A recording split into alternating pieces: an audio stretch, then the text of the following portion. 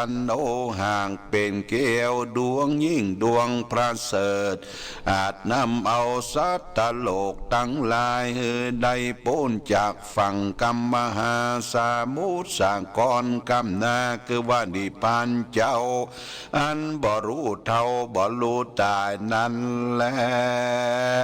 โยปุกะโลกอันว่าปุกะลาผู้ใดคือว่าข้าหัดนักบวชมีเต้าปัญญาเสนาอามาตย์เป็นประธานแม้นว่าเศรษฐีพ่อกาก็ดีมีใจใสศรัทธาเอาพระสัทธรรมเจ้าเป็นที่เปิงโดยบทว่ามังหาโครัตตโนติโลเกสังสารันโตวิวาระยังสัพพสัตตาวาสัพพมัตตังปันนามามิธัมมังมะหังอาหังอันว่าข้าวันตามิสิลาสาสัพปตาดังนี้ไปใจก็จังพ้นจากกังวลอนทลายดังแต่ปัจจุบันนะอันนี้และอนาคตอันจักมาไปนาตราบต่อเต่าถึงนิพพานบ่อยาจะแลสังโฆวิสุทโธวรตคินายโย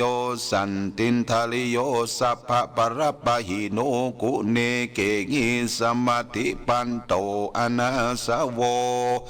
ตังปนามามิสังขังสังโฆอันว่าพระสังฆเจ้าตนบริสุทธิ์โดยศีลสมาธิอันเป็นสาวกะแห่งพระพุทธเจ้าอันมีอินทรีย์หากลำดับงับแล้วโดยดีเฮืองหันพละต่อหน้าอันเป็นบุญเป็นกุลเพื่อสมฤทธิ์โดยอายุมันยืนยาวประกอบไปโดยเข้าของเงินคำจ้างมาฆ่าคนมนตรีไพรฟ้าเหลือกว่าดาวพญาเสนาอามาตย์ในจุมปูนี้ตราบต่อเต่าถึงนิพพานแลอาหารอันว่าคานามามิก็ไว้สั่งขังยังพระสังฆเจ้าเป็นที่เปิงหาสงสัยบ่ได้ศิลาสาด้วยหัวแห่งคาโยจะพุทธันจะธรรมัญจะสังขันจะสรนังคาโตอาหังอันว่าข้าก็ถือเอายังพระพุทธเจ้าพระสัทธรรมเจ้าพระสังฆเจ้าเป็นที่เปิงแก่ข้าติลัตนังยังเกี้ยวตั้งสามฝูงนี้จงผู้ข้าทั้งหลายป้อยโปนจากทุกข์และภัยยางกังวลอนทลายต่างเตอส่วนทุกข์ไร้เข็นใจตั้งมวลขอจุงอย่าได้มีแก่อุปาสิกาทั้งหลายตั้งแต่ปัจจุบันณภวาชาติอันนี้ตราบต่อเต่ารอดนี้ละปานเดชเตอีตังโลกังอันว่าโลกอันนี้มุจิตสามิจุงปล่อยโปนยังสะปาทุกทั้งมวลแห่งข้าแดดเตอะพลังไปนาแต่นั้นจงโปนจากกรรมเวนด้วยดีจงมีญาติกาวงศาอันมากนักจงประกอบไปโดยมิตรสหายเย้าเลือนอันกว้างขวางประกอบไปโดยเข้าของเงินคำมากนักเตอตัสมาเหตุดังอันอหังอันว่าข้าวันตามีก็ไว้ยังพระพุทธเจ้าพระธรรมเจ้าพระสังฆเจ้าทั้งหลายในกาลาทุกเมื่อและญาถาอันนลามีสันใดอหังอันว่าข้าก็ข้าเอายังกุลแห่งพระพุทธเจ้าพระธรรมเจ้าพระสังฆเจ้าทั้งหลายเป็นที่จังที่เปิงแต่ภวจาตอันนี้ตราบต่อเต่ารอดมหาเนลปัญเจ้าแลตาโตทัดแต่นั้นเล่าจงได้ยังมีชีวิตจิตใจอันคาลำเปิงเกิดใจเถิงยังพระเจ้าพระธรรมพระสังฆเจ้าทั้งหลาย ฝูงนี้แม้นดังลือก็จักจุงมือขาประกอบไปด้วยชีวิตและกำลังอันมากนักเตอ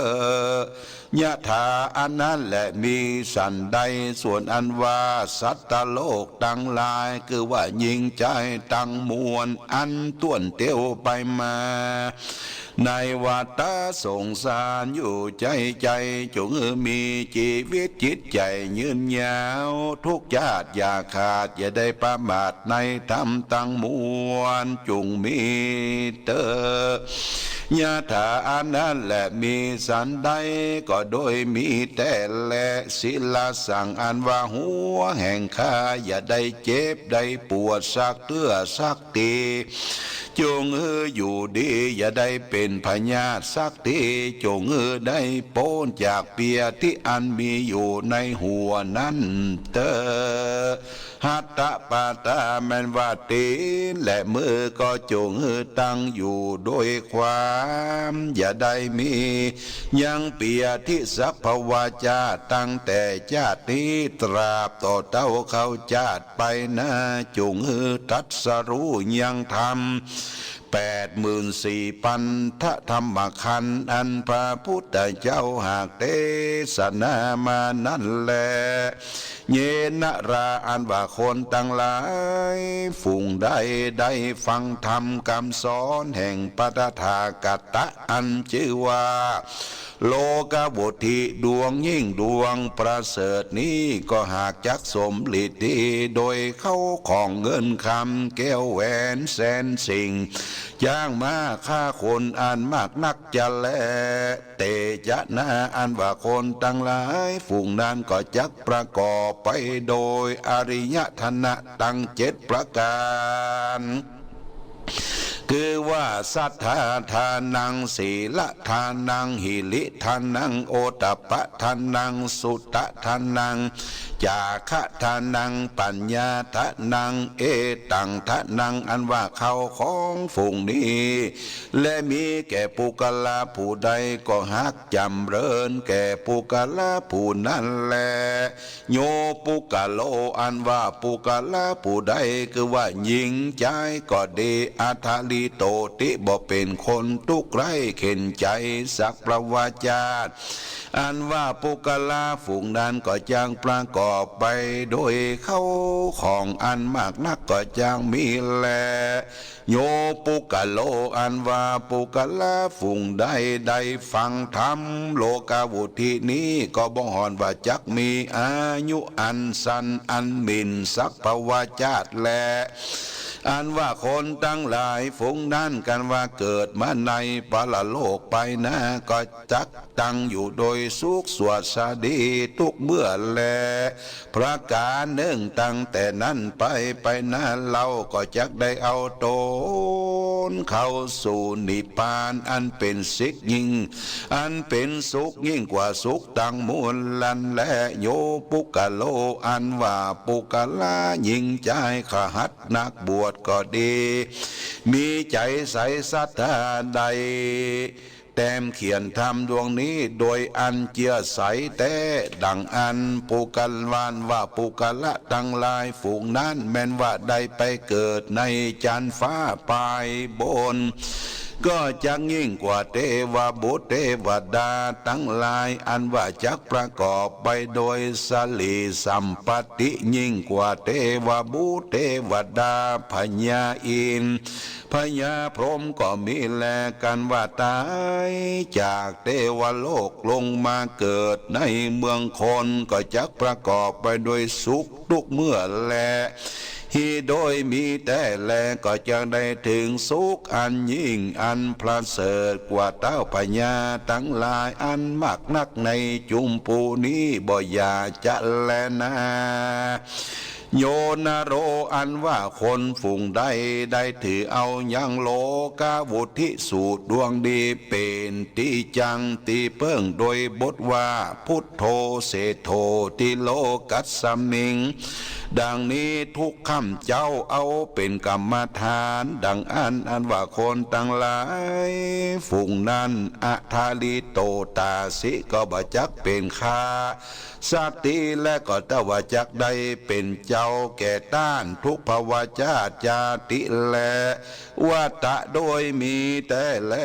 จักเป็นดังลือและหือประกอบไปโดยสัมปันนรังสี6ประการจากเฮอต้านจมจืนยินดีแก่เรานั้นจาขออาราธนาพระพุทธเจ้าเทศนาสำแดงยังธรรมเทศนาเฮอแจ้งแก่ผู้ข้าทั้งหลายแด่เตอศรัทธาอันว่าสัพปัญโยพระพุทธเจ้าอ้างก็กล่าวคาถาว่าญาติตังสุขังโลเกปัญจขังเมภวิสติสัพเปเตนะกุสเลนะมัญญังสวัมหาเสดังนี้ภิกขเวดุลาภิกขุตังหลายญาติตังมักว่ายังอิตังปุคโลอันว่าปุคลาผู้ใดมาใครถึงสุขในโลกนี้และปลายหน้าจริงขอเอาโดยว่าปัญจขังก็จักโป่งลงยังตนและใจแห่งข้าเพื่อเข้าสู่นิพพานอันโพ้นจากสงสารตั้งมวลกล่าวคือภัยะในอบายทั้งสี่และภัยะอันมีอยู่ในโลกนี้ก็ดีคือว่าภัยะแต่โจรทั้งหลายมีเต้าพญาเสนามาตเป็นต้นคือว่ามาคุบจริงเอาเขาของเงินคำจ้างมาฆ่าคนก็ดีหากเป็นโจรจำพวกหนึ่งคือว่าโจรแต่ผีกะผีเพื่ออันมากำจัดยังชีวิตนั่นแหละจำพวกหนึ่งคือว่าโจรแต่ไฟไหม้ห่อเรือนเฮอสิผ่านนั่นแหละจำพวกหนึ่งโจรแต่ลักแต่ต่ออันไปถูกต้องนั่นแหละจำพวกหนึ่งโจรแต่เสียนแต่นานอันปักตีนปากมือฮือบวมปองเฮอลำบากนั่นแหละจำพวกหนึ่งโจรแต่โควิด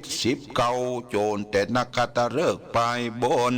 อันมาข่มเหงจาตานั่นแหละจำพวกหนึ่งโจรแต่เจ้าจนบทอันจักมาข้างเฮอตานั่นแหละโจรแต่คน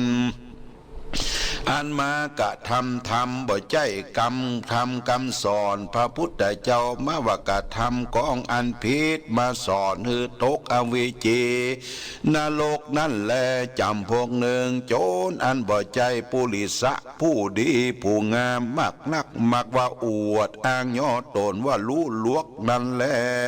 ที่แต่หากบรรลุสั่งสักอันเป็นอย่างอัญญทิฏฐิตั้งนายนั่นและบ่เท่าแต่นั่นสิ่งเดียวคือว่าโจ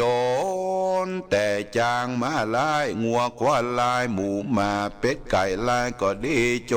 รงูจักเข็บแมงป่องต่อแต่นตั้งลายตั้งหากเป็นโจรเสียงแลปุกะโลอันว่าปุกะลาผู้ใดมาใครเป็นอย่าพ้นจากโจรตั้งหลายฝูงกล่าวมานี้ได้จำเลินสังวาสสวัสดิ์ยายด้วยคาถาดังนี้สัตตรัตนาสัมปันโนสมิทธามานะเตจะนะดังนี้ไปใจเตอก็หากจะได้ดูโดยอายุมันยืนยาวในภาวะอันนี้และภาวะปลายหน้าตาโตเตารอดนี้หลับบานบ่อยาจะแลประกาศหนึ่งปุกละผู้ใดมาใครโป้นจากทุกข์คือได้ถึงสุขได้ชาตินี้และจากนางได้จำเลินคาถาอันนี้ว่าญาติตังสุขโตสุขังโลเกปัจจขังเมภวิสติญาจามิสักกะเตหิไมหังมิทาวรังดังนี้ไปใจก็อย่าหลงลืมเตอก็หากแกได้พ้นจากโจรตั้งหลายตั้งมวลฝุ่งนั่นแลสัจเจปุญญคัญญังตัสสะ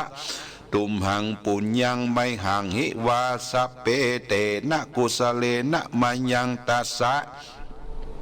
ตั้งหามที่เสดังนี้แม้นว่าผู้ใดมีบุญสมปานหากได้หอมยับมาแต่ก่อนก็บอกหอนว่า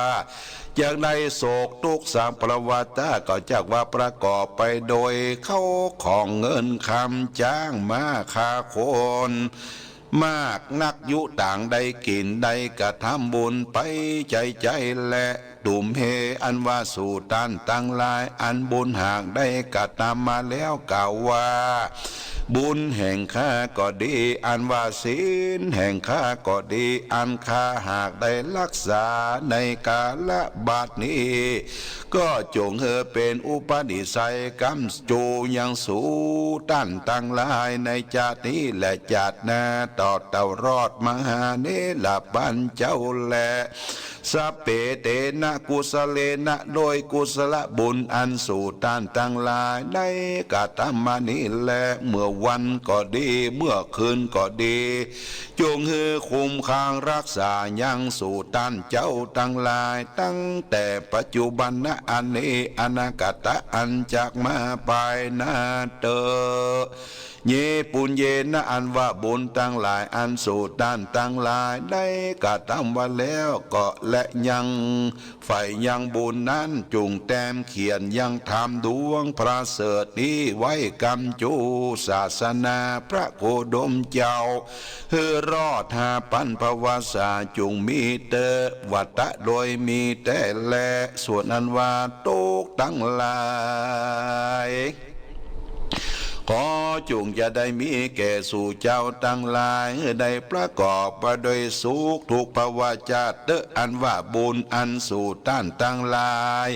ได้กระทำมาเป็นตีเปิ้งโดยอันเอาแก้วตั้งสามเป็นตีจังตีเปิ้งสิ่งเดียวจึงสู่ต้านตั้งหลายได้ถึงสุขดาบต่อเต้ารอดตีปานเจ้าอันบ่รู้เท่าบ่รู้ตายนั่นแหละอันได้ฟังธรรมโลกาโวทินาเลโยนะโรอันว่าคนผู้ใดได้ฮือตาลอันมากก็จักฮือด้วยดีอันนักเทวดาทั้งหลายหากกะตามสักการะปูชาทุกเมื่อก็เพื่อให้ได้ฟังธรรมดวงนี้ได้สังวาสวัสดิญาด้วยคาถาอันกล่าวมาแล้วแต่หุนหลังนั่นแหละกะต่างหากได้กะทำบุญแต่กะละอันได้แม้นว่าได้กะทำไว้ทีใดทีหนึ่งก็ดีเมื่อไปลูนก็หากจากโวทีจำเลินยืนยาวได้120 ขวบเขาบ่ยินอิดยินหอสักเตื้อก็มีเสียงกลมเป็นเสียงดังนกกาละเวกก็ยังประกอบไปโดยกำลังเป็นดังเมื่อมีอายุได้20 ปีด้วยเตจะบุญอันใดสร้างและได้ฟังธรรมโลกาวุธินี้กันว่าได้เป็นเต้าพญาเสวยลาจะสัมปติก็มาก็หากยิ่งกว่าเต้าพญาฝูงอันเป็นมาแล้วนั่นแหละแม้นว่าบ้านเมืองก็การกุ่งรุ่งเรืองโดยเข้าของสัมปติเต็มไปโดยบ้านน้อยเมืองใหญ่บ้านที่ตีเต็มพ่อแม่ไก่ล่าตึงการแม่นโจรมหารป่าก็จักว่าการตาล้ำกะตำร้ายโดยเตจะบุญธรรมดวงนี้ประเสริฐนักแลลัดทิมนี้บ้านน้อยเมืองใหญ่ติดนางก็จักดังอยู่เสียง5,000 ภวสาก็มีแลลาจาอันว่าเต้าพญาตนนั้นก็จักได้เสวยยังราชสัมปติบ้านเมืองชอบโดยตัสสะราชธรรม10 ประการก็จักได้กระทำบุญไปใจในเมืองนั่นแหละโยปุกะโลอันว่าปุกะละผู้ใดเป็นตนว่าเต้าพญาเสนาอามาตย์ตั้งปัจจานาราชและสะโคยเศรษฐีแม้นว่าสมณพราหมณ์ขหคลวาดยาวเลื่อนก็ดีได้ฟังธรรมดวงนี้ด้วยใจใสศรัทธาเชื่อแต่ดังอันว่าคนทั้งหลายฝูงนั้นก็หากจากได้เสวยพละผลอันกว้างขวางมักนางเทวดาอันว่าเทวดาอินพรหมทั้งหลายจงรักษายังบ้านเมืองห่อเรือนแห่งเราและท่านทั้งหลายในกาลทุกเมื่อและยะตาในกาละเมื่อใดส่วนอันว่าพระอริยเมตไตรเจ้าจักลงมาเกิดในโลกนี้ ตุมเมอันว่าท่านทั้งหลายได้ฟังธรรมดวงนี้จงได้ดับเสียอย่างทุกทั้งมวลโรคภัยไข้เจ็บโรคโควิด-19ก็โดยลับลายหายไปโดยบุญอันใดฟังและใดสร้างยังโลกาโวทินี้โยนะโรอันว่าคนฝูงใดมักได้เป็นอุบาทกังวลอนตรายมักเป็นเคราะห์เป็นน้ำก็ดีจงจวนกันสร้างธรรมดวงนี้แล้วตั้งใจฟังโดยครบยามแต่ก็จะได้ฟังเอาทุกตัวอักขระพยัญชนะอย่าหลงลืมก็หากจักประกอบไปโดย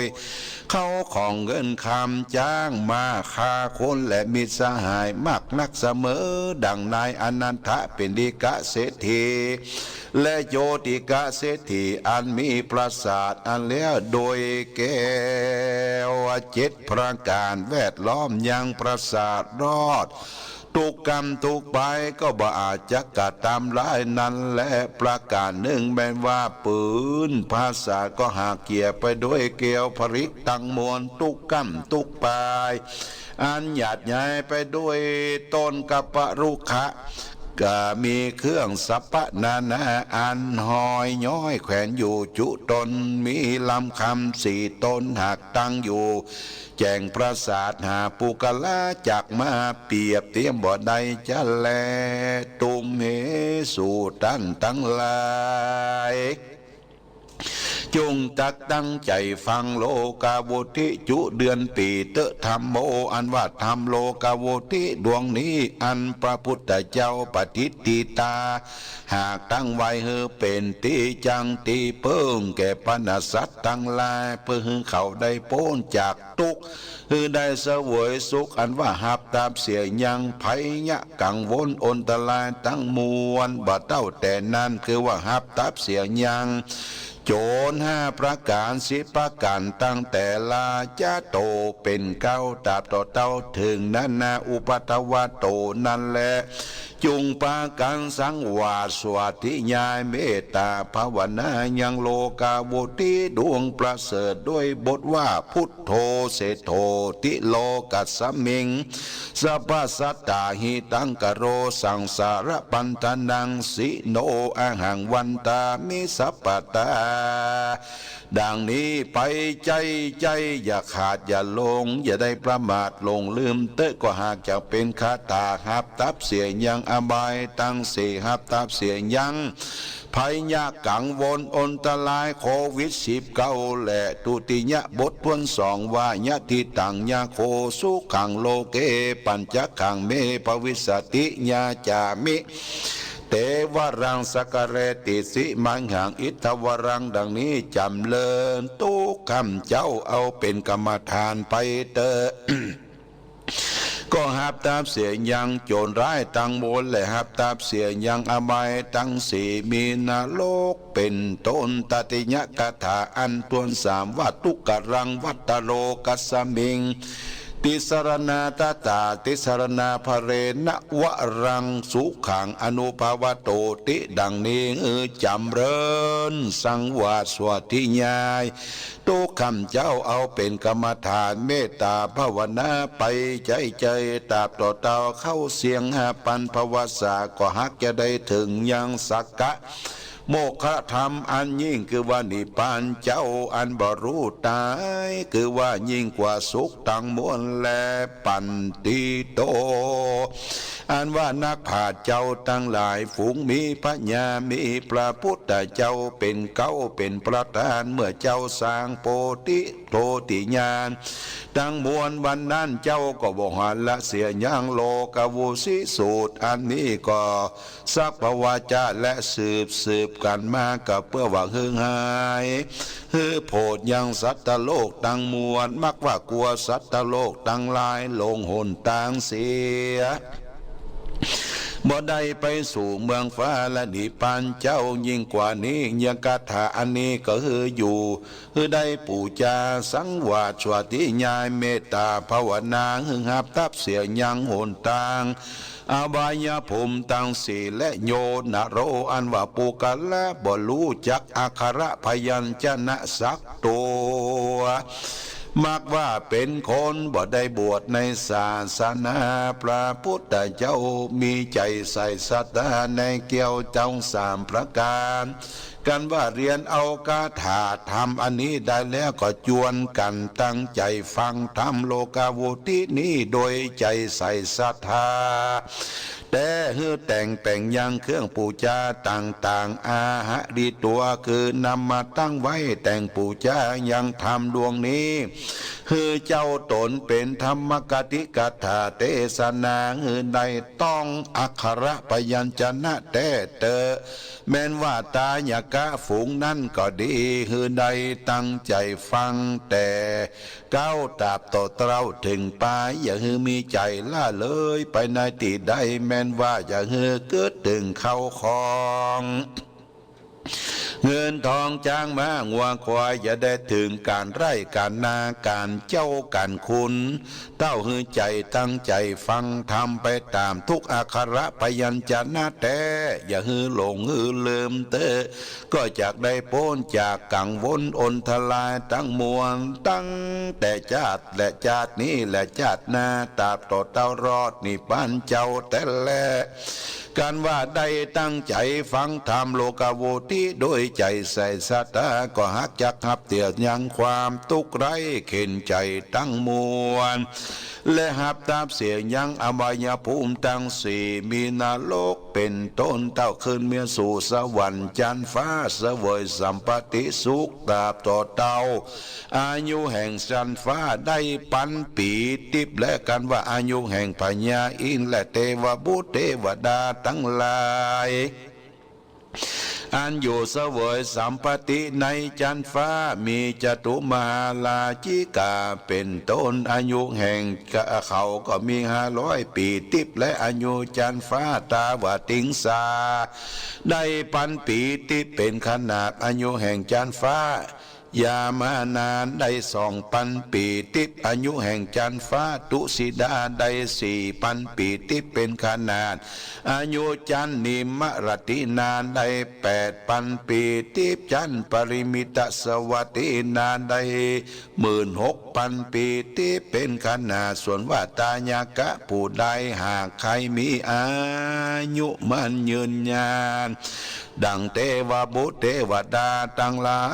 ยฝูงนั้นตายกะฝูงใดได้เสวยในจันทร์ฟ้าแล้วก็จักลงมาเกิดในเมืองคนก็จักลงมาเกิดในขากูลอันประเสริฐคือว่าขากูลเต้าพญาสะควยเศรษฐีอันดังเป็นดีบ่มีกรรมทุกข์ไรเข็นใจสักเตือนแลตุ่มเหอันว่าตันตั้งลายมากว่าริรอมเขาของบอกคืนมักลูบมักซุมมักเป็นโอนทลายต่างๆ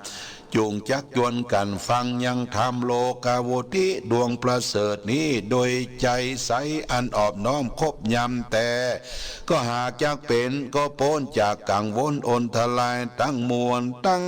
แต่ปัจจุบันชาติอันนี้ตราบต่อเท่ารอดนี้ละปานบ่อยาจะและนามหาโลกาวุติธรรมโมอันว่าพระมหาโลกาวุติดวงประเสริฐบันนี้บันทิตานักบาทเจ้าทั้งหลายหากจักออกมานาพิธรรมปิตกะวุตินั้นแลเพื่อเฮือโพดยังโคนมักเป็นโอนทลายภัยยะในโลกนี้แลมหาโลกวุติสุดตังนิติตังขีญาสังวรณาจาว่าโดยวุติสูตรอันพระพุทธเจ้าหากเทศนาแก่พญาพระเสนาธิโกสลราชาเกาะบังโกมสมเร็จเสด็จสาธุชนญาติโยมท่านพุทธบริษัททั้งหลายวันนี้รายการธรรม ประทีปส่องต่าง ก็ได้มาพบปะกับพ่อแม่พี่น้องศรัทธา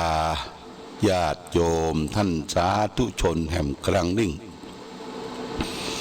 วันนี้อากาศบรรยากาศ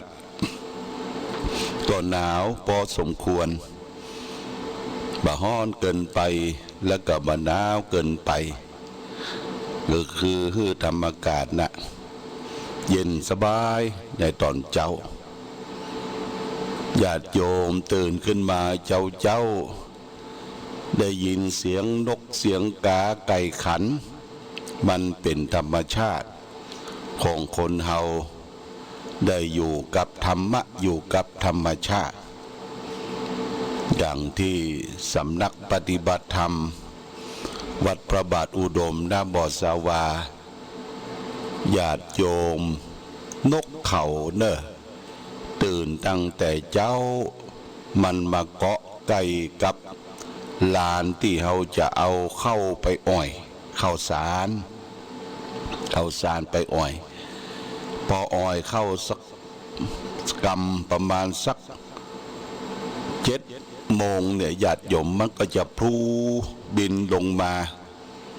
ลายดินลายทรายประมาณ50-60 ตัวมันบ่ไปไหนเนอะมันอยู่ใกล้ๆเนี่ยมันว่ามันปลอดภัยแล้วพร้อมกันนั้นก็มีนกเอี้ยงก็ซ้อนมานกเอี้ยงดำนกเอี้ยงนี่มักจะชอบกินข้าวสุกคือข้าวเย็นเก่าจากนกเอี้ยงก็เป็นนกจอกน้อยจากนกจอกน้อยก็มีจ่อน2-3 ตัวก็มากินร่วมกันแล้วก็มีนกกำปูดนี่มันก็เสาะกินของมันคนเดียวอูดเนี่ยตามใกล้ๆหิมนกกำปูดนี่มันจังไปเสาะลักกินไข่เปิ้นไข่นก เขาพ่องไข่นกเอี้ยงพ่องเป็นหัวขโมยที่ดีนกกำปูดเนี่ยมีสัก2-3 ตัวพร้อมกันนั้นก็มีนกกาเว้านกกาเว้าก็ห้องตั้งหมอเจ้าหมอแรงสิ่งทั้งหลายทั้งปวงสรรพสัตว์ทั้งหลายเนี่ยญาติโยมมันอยู่ร่วมโลกเราเป็นธรรมชาติเป็นการอยู่ทำให้ธรรมชาติเนี่ยมีความอบอุ่นแล้วก็มีความม่วนความเย็นอกเย็นใจนี่วัดวาอารามเป็นที่อยู่ที่อาศัยของสรรพสัตว์ทั้งหลายญาติโยมโดยเฉพาะอย่างยิ่งวัดที่มันเป็นป่าเป็นเขาลำเนาภัยอยู่ที่ลึกๆดึกๆเนี่ยมันจะมีสรรพสัตว์ทั้งเก่งทั้งกวางทั้งงูปิดงูเห่างูหลามงูเหลิมเนี่ยมีญาติโยมแต่มันเปิ้นบ่ได้ไปทำร้ายมันเพราะว่าสรรพสัตว์ทั้งหลายน่ะเป็นเปื้อนเกิดเปื้อนแก่เปื้อนเจ็บเปื้อนตายเดียวกันเพื่อจึงบัญญัติศีล5ไว้เพื่อเฮาอยู่ร่วมกันกับสัตว์ว่าปานาติปาตาเวรมณีสิกขาปะทังสมาติยามิคือเฮาและท่านทั้งหลายคือเว้นจากการฆ่าสัตว์ตัดชีวิตเบียดเบียนซึ่งกันและกันบอกว่าสัตว์เล็กสัตว์น้อยสัตว์ที่มีชีวิตหน่ออินทรีย์รวมมาถึงสัตว์ประเสริฐคือคนเฮาเป็นสัตว์ใหญ่เพราะว่าคนเนี่ยฉลาดกว่าสัตว์ทั้งหลายรอบรู้ในทุกสิ่งทุกอย่างและไปนิพพานได้คือความสงบเย็นได้ก็มนุษย์คนเฮาเนี่ยแต่สัตว์เดรัจฉานทั้งหลายมันแค่ไปถึงสวรรค์ไปถึงสวรรค์ไปถึงที่สุขสงบเย็นได้เช่นเดียวกันแต่มาถึงนิพพานญาติโยมนะและก็อยู่ร่วมกันเพิ่งกับบัญญัติศีลข้อ2แห่งญาติโยมศีลข้อ2เนี่ยบ่ฮือลักเล็กขโมยน้อยยิบโชยของกันและกันอยู่กันอย่างไว้เนื้อเชื่อใจญาติโยมนะ ไว้เนื้อเชื่อใจนี่ก็คือของไผของมันมีกรรมสิทธิ์นะบ่ฮือโลภบ่ฮืออัมบ่ฮือเบือดบ่ฮือบังจะฮือสังคมเอาอยู่โดยความเป็นปกติสุขอันนี้ศีลข้อที่3บัญญัติไว้อทินนาทานาเวรมณีสิกขาปะทังสมาติยามิพึงเว้นถือเอาสิ่งของที่เจ้าของบ่ได้ให้โดยอาการขโมยยิบฉวยของบุคคลอื่นสังคมบ้านสังคมเมืองสังคมทั่วไปเดือดร้อนถึงประเทศชาติบ้านเมืองก็เพราะว่าโลภอำเบียดบังคดโกงซึ่งกันและกันเนี่ยวิ่งราวช่อฉนเอาของอื่นมาเป็นของตนเนี่ยพระพุทธเจ้าก็ว่าสังคมสุขสังคมโลกจะอยู่ได้ความเป็นปกติสุขก็จะไปเบียดเบียนลักเล็กขโมยน้อยโลภอำของคนอื่นนี่ศีลข้อที่2ข้อที่3เปิ้นบัญญัติศีลไว้ข้อที่3นั่นก็คือ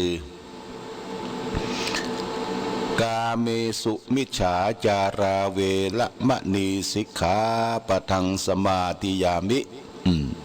พึงเว้นจากการ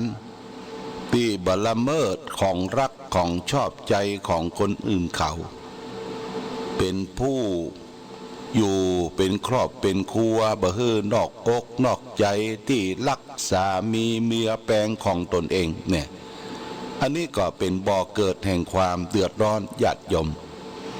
นี่เราได้ฟังข่าวได้ดูโทรทัศน์ได้อ่านหนังสือพิมพ์ฟังข่าววิทยุฆ่าฟันบั่นแต่งกันบุกหูตีตากันละหวาดละแวงซึ่งกันและกันเนี่ยญาติโยมเนี่ยมนุษย์คนเฮานี่เกิดมามันยากมันลำบากกว่าจะเป็นคนเป็นมนุษย์เนี่ยญาติโยมเฮาก็เอาจิตใจไปเป็นสัตว์เถียนะจิตใจไปเป็นสัตว์เดรัจฉานทะเลาะวิวาทข่มเหงกันเองร้ายกันอย่างเราทราบข่าวว่ามีตำรวจตชด.ไปทำงานภาคใต้ที่จังหวัดนครปฐมปิกมาเนี่ยญาติโยมเอาปืนมายิงเมียของตนเองแฟนของตนเองซึ่งเป็นครูนะอายุยังหนุ่มยังน้อยหวาดระแวงหาว่ามีจู้มีคบชายอื่นเนี่ยหวาดระแวงเอาปืนมายิงแล้วก็มายิงตัวเก่าตายมันเสียทุกสิ่งทุกอย่างหมดสภาพของความเป็นมนุษย์เป็นคนที่เป็นบุคคลที่ฉลาดบันึกถึงพ่อแม่ของตนเองที่ได้ชุบได้เลี้ยงได้ส่งได้ห้ามได้เฮียนได้ศึกษาเรียกว่ากำกึดกีดก้อมญาติโยมเนี่ยคือขาดหลักธรรมขาดที่ปรึกษาหลักธรรมะตัดปัญหาแบบสั้นๆบักคิดยาวบักกึดยาวบัมีขันติความอดทนทำอะไรอย่างไปก็ทำด้วยตัดสินใจด้วยตนเองเนี่ยญาติโยมนะเฮาเป็นเจ้าพุทธนับถือพระพุทธศาสนาสิ่งใดที่จะเกิดขึ้นนั้นมันมีเหตุมีปัจจัยมีปมมีดันมีเงื่อนมีงำ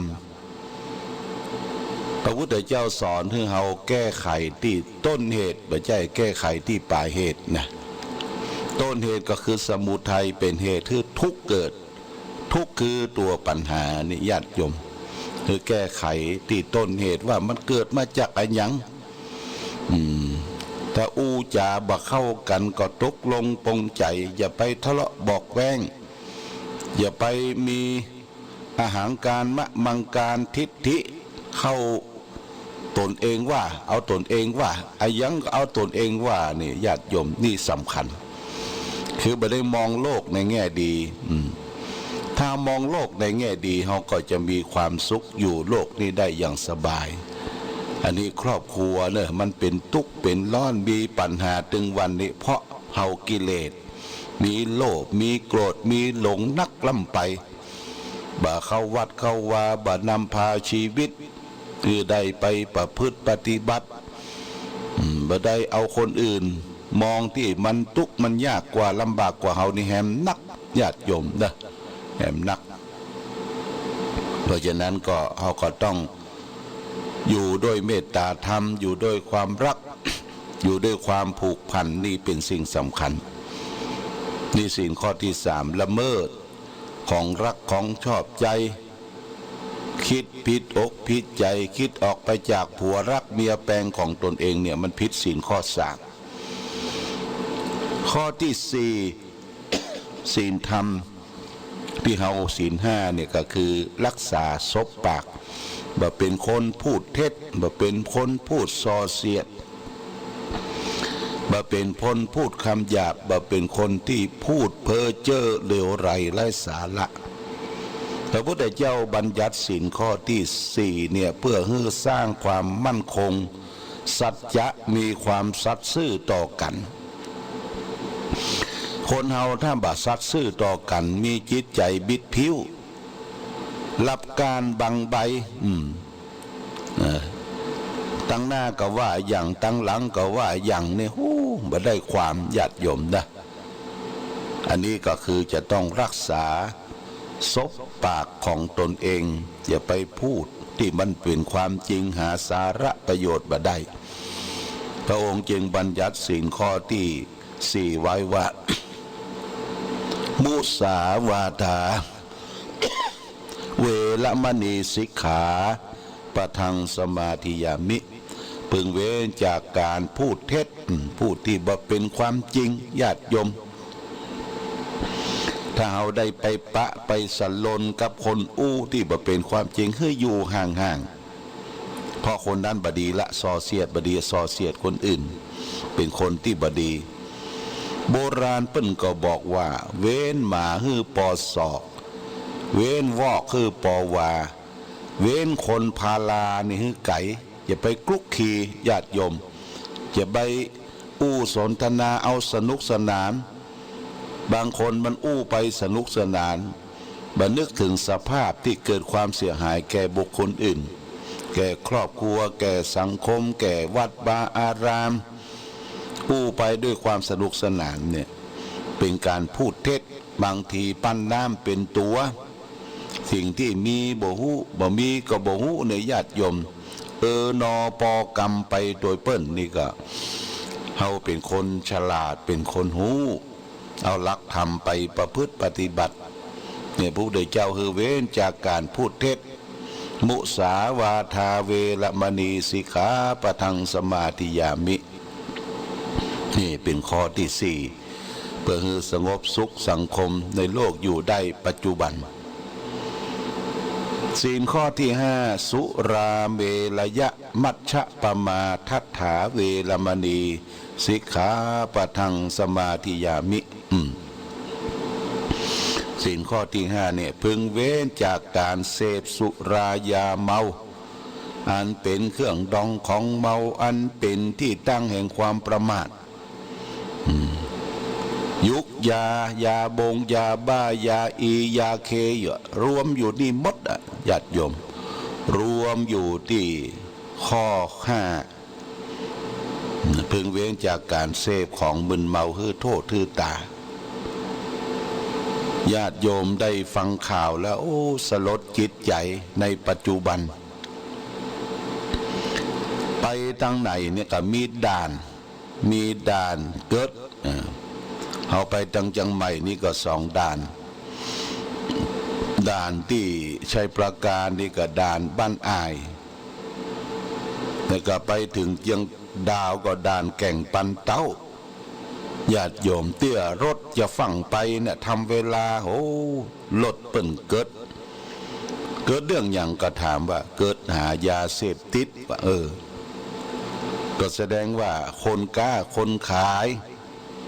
ทำลายชาติเยาวชนของเฮานี่ยังมีอยู่ญาติโยมนะแต่ว่าอาตมาก็ได้เคยไปหลายประเทศญาติโยมไปประเทศที่มันเจริญอย่างประเทศอเมริกา ประเทศญี่ปุ่นประเทศที่เพิ่นเจริญนะญาติโยมอย่างประเทศจีนเนี่ยเพิ่นปัจจุบันเนี่ยด่านตรวจคนด่านต่างๆที่รถสัญจรไปมาเนี่ยเพิ่นบ่มีละเป็นใจกฎหมายอย่างเคร่งครัดญาติโยมนะกฎหมาย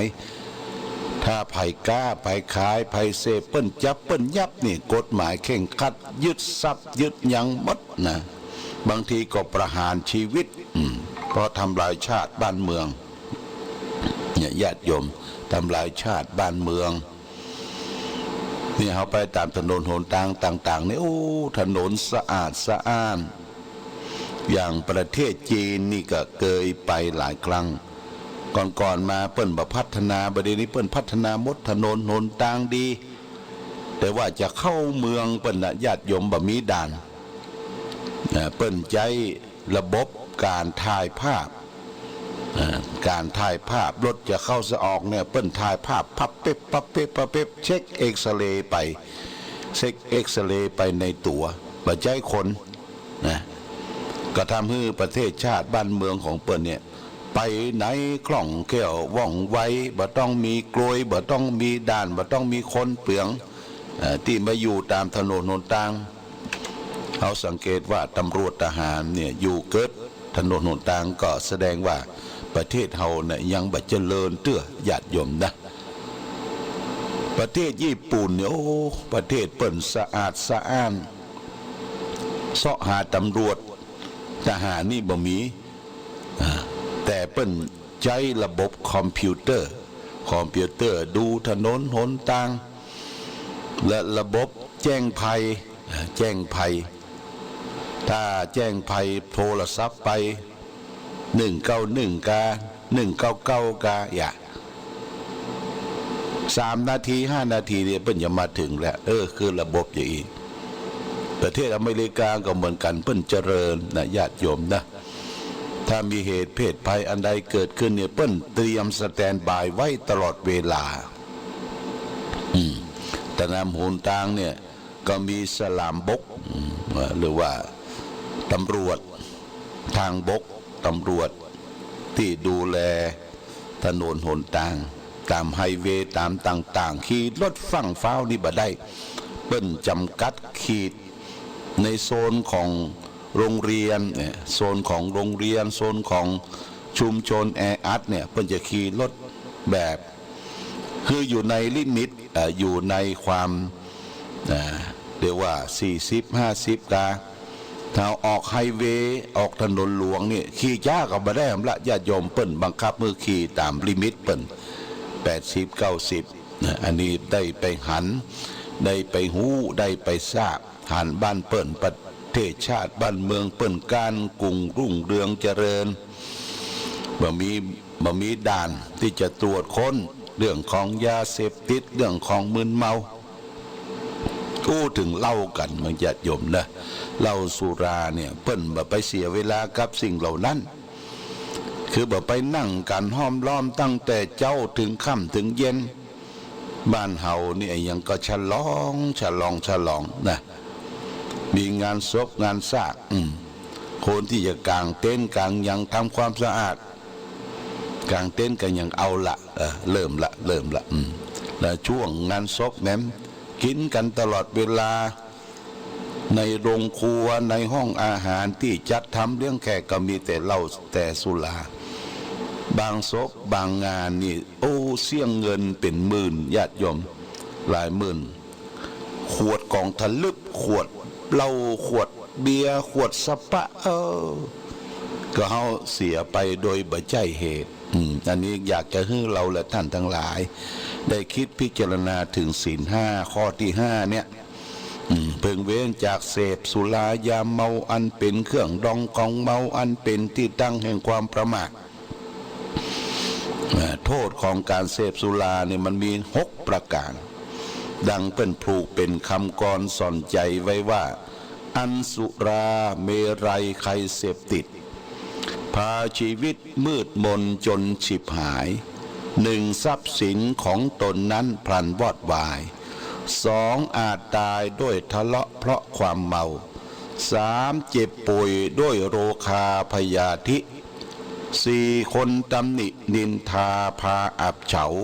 5. หน้าด้านหนักหนาเวลาเมา 6. ปัญญาเขาหดหมดสิ้นเนี่ยมีโทษถึง6ประการญาติโยม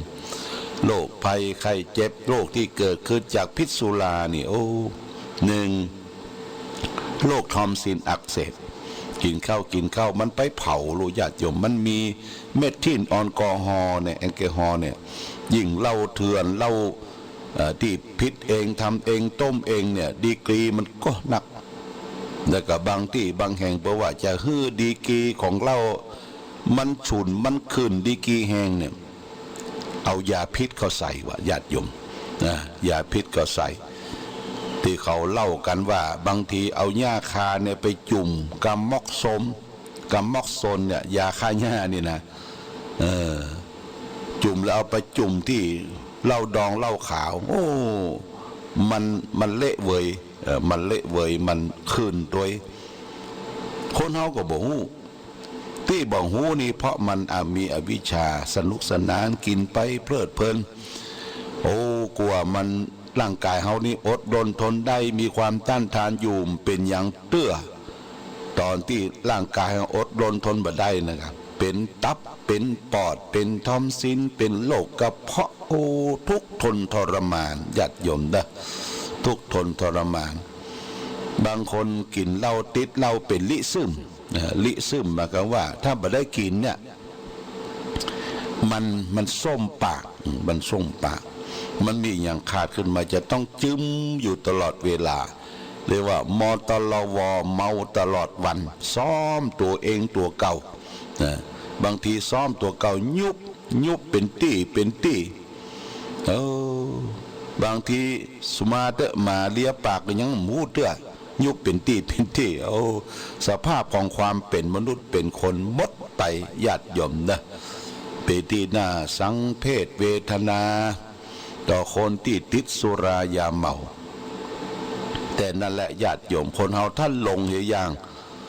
หลงกับสิ่งเหล่านั้นไผห้ามตึงบ่ฟังบางทีก็อวดตนอวดตัวนะอยากจะโชว์ตัวเองว่าเป็นผู้ที่มีความสามารถที่จะดื่มจะกินอวดโชว์คนอื่นเนี่ยอย่างคนที่ไปกระทำชำเราไปเต็กไปเมกเปิ่นเยาวชนเนี่ยสุดท้ายสรุปแล้วก็เรื่องเหล้าเรื่องยาเนี่ยหาว่าเมาบ่ฮู้กลัวจะหู้ตัวก็อยู่ในคอกปะกลัวจะหู้คิงน้ำปิงเป่าแห้งญาติโยมนะอันนี้ก็เรื่องของศีลห้านี่เฮารับจากตูเจ้าไปก็พึงประพฤติปฏิบัติเป็นศีลประจำมนุษย์คนเฮาทุกคนที่จะพึงประพฤติปฏิบัติ